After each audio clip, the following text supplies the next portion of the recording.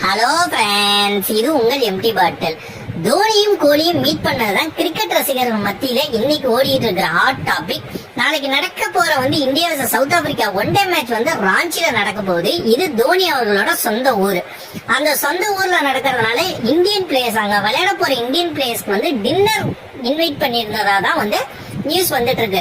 But இருப்பினும் தோனி அந்த dinner event முடிஞ்ச உடனே கோலியை அவர் கார்லயே கொண்டு போய் அவரோட ஹோட்டலுக்கு டிராப் பண்ணிருக்காங்க. இது ரசிகர்கள் மத்தியில ஒரு பெரும் பரபரப்பு இருக்கு. இதுக்கான காரணம் என்ன அப்படின்னு நிறைய விவாதங்கள் போகும்போது, கம்பீர் அவர்கள் ரோஹித்தையும் கோலியும் ஓரம் கட்டுறதா ரொம்ப நாளாவே ஒரு செய்திகள் வருது. சோ கம்பீரை எப்படி டேக்கிள் பண்றது, இதுல தோனி அவர்களோட உதவியை எதுவும் நாட முடியுமா அப்படிங்கிற விஷயத்த கோலி தோனி கிட்ட விவாதித்ததாகவும், நிச்சயம் இத பத்தி நான் பிசிசிஐ தரப்புலையும் பேசி உங்களுக்கு ஹெல்ப் பண்றதுக்கு தயாரா இருக்கேன்னு தோனி சொன்னதாகவும் ஒரு தகவல் இருக்கு.